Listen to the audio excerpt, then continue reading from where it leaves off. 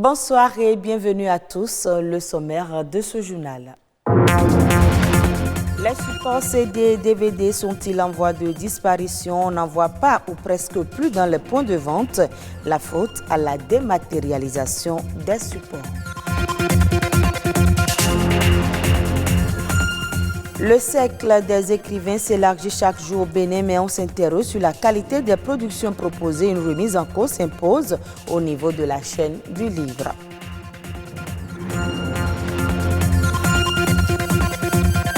Et puis le droit à la vie démarque dès la naissance. Il fait des droits humains les plus sacrés qui est malheureusement parfois bafoué.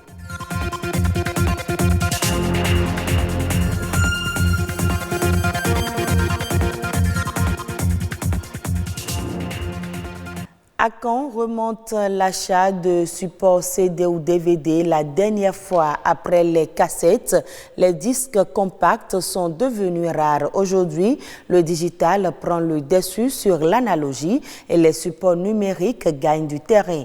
Les DVD et CD sont-ils en grand danger d'extinction? Quelles sont les solutions trouvées par les producteurs et artistes pour contourner le problème? La réponse dans ce reportage de Stéphanie Dekpemandora. Les CD et DVD, des supports utilisés dans la diffusion et la distribution des productions audiovisuelles. Aujourd'hui, les consommateurs ne leur accordent plus d'intérêt, ce qui met en difficulté les distributeurs. Avant, nous vendons bien les CD et DVD, mais aujourd'hui, les clients se font plus rares. Ces supports semblent être menacés de disparition. Pour cause, la technologie a révolutionné le secteur du numérique. Les DVD, ne sont plus à la mode actuellement parce que le temps évolue et puis il y a des disques durs, les cartes mémoire. Moi par exemple, je n'utilise plus beaucoup les DVD. Il y a plusieurs moyens encore plus utiles, plus faciles et accessibles pour visualiser ce qu'on veut voir sur les CD. Je vais sur les sites, je fais les téléchargements de mes vidéos ou des sons que j'enregistre sur ma carte mémoire ou la clé USB. Cette facilité d'accès aux productions constitue un manque à gagner pour les producteurs et artistes. La majeure partie des artistes béninois font ce qu'on appelle des singles. Ils font un titre, ils en font le clip et ils mettent en télévision. Quand ça tourne, on les appelle et ils vont chanter dans les bars. Dépenser des millions comme ça, ça va rester comme ça, hein, sans couler. Pas d'album nouveau disponible chez les producteurs, mais au niveau des vendeurs de CD et DVD, on en trouve. C'est le fruit de leur nouvelle stratégie. Nous aussi, nous avons préféré télécharger les nouveaux singles. Ça nous permet de mettre en vente de nouveaux CD et DVD. Comment continuer à vendre leurs œuvres sur CD ou DVD dans un univers dominé par le digital fait réfléchir le monde artistique.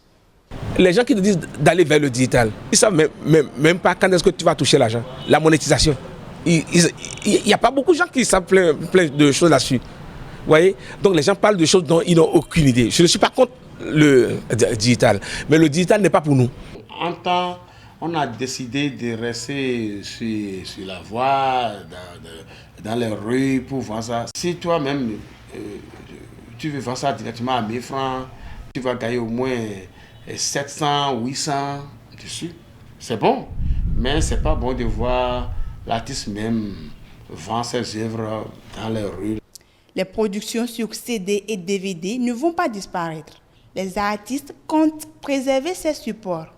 Pour y parvenir, ils parlent de la création d'un forum visant à définir les stratégies marketing afin de rendre plus rentables leurs œuvres. De plus en plus, le monde littéraire s'élargit. Au Bénin, presque tous les ans, on enregistre de nouveaux écrivains. L'état des lieux fait, quelques acteurs remettent en cause la qualité de certaines productions. Suivons le constat dans ce reportage de Stanislas Linkmont. Après la vague de parution des œuvres littéraires des années 90 à 2000 au Bénin, le secteur connaît un nouvel essor avec une floraison de publications d'ouvrages de jeunes auteurs. Mais à la lecture des productions, certains acteurs y décèlent assez d'insuffisance. Ici, à la remise du Grand Prix littéraire du Bénin, édition 2019, cet enseignant de lettres a révélé à l'assistance la face cachée des talents littéraires qui émergent. L'écriture poétique est encore peu connue et maîtrisée. La poésie n'est pas l'art d'aller à la ligne. Elle implique un état d'âme particulier et un travail profond sur la langue. Certaines œuvres se présentent comme des ramassis de bonnes intentions ou des condensés de morale. Certes, la littérature ne rejette pas l'éthique, mais elle est d'abord esthétique. Pourtant, plusieurs jeunes écrivains béninois se présentent aux différents salons nationaux du livre comme aux divers concours littéraires. Giovanni Wansou fait partie de cette génération.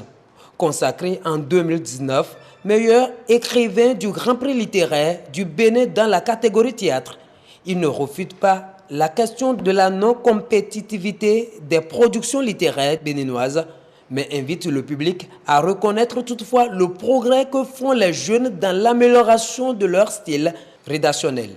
Les précédentes, nous avions essayé de décrocher des prix à l'international. On n'y était pas arrivé, mais il est pourtant arrivé l'année dernière que nous avons eu des prix à l'international. À l'heure où je vous parle, il y a 2 ou 3 auteurs qui sont en voyage à l'international. Ça veut dire qu'un travail a commencé à se faire et qu'il se poursuit au niveau individuel.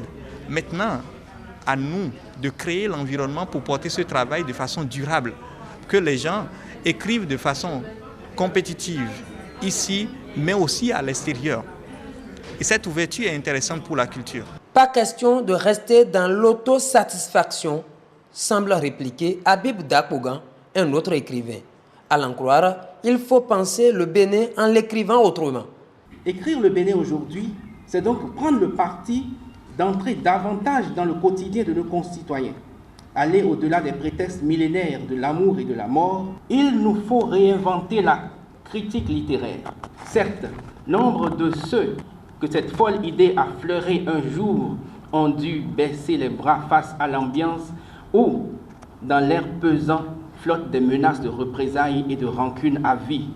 Selon lui, malgré ces difficultés, ce préalable est nécessaire pour l'émergence d'une littérature de qualité au Bénin. Le droit à la vie, l'un des droits humains les plus sacrés. Quelle est donc la portée du droit à la vie? Existe-t-il des exceptions au droit à la vie? Fidèle Kikan, président d'Amnesty Bénin, nous éclaire au micro de Stéphanie Depemandora. Aujourd'hui, vous ne pouvez pas jouir des droits humains si vous n'êtes pas vivant. Donc, le droit à la vie, c'est tout ce que vous mettez en place, tout ce que l'État met, tout ce que la société met en place pour garantir que l'individu naisse d'abord dans de bonnes conditions, puisse grandir dans de bonnes conditions et puisse vieillir et mourir de sa plus belle mort. Le droit à la vie se positionne comme la mère, en quelque sorte, de tous les droits.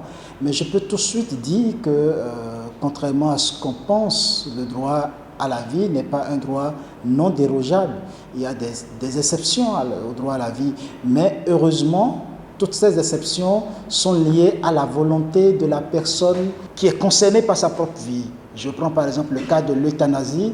Pour les pays qui ont adopté l'euthanasie, par exemple, c'est une exception de jouissance du droit à la vie, mais la décision proviendra de la personne qui est concernée.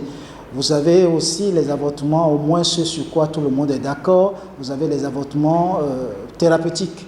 Et encore une fois, la décision provient de celui dont la vie est en danger. L'État est le seul détenteur, n'est-ce pas, de la violence qu'on peut appeler de la violence légitime.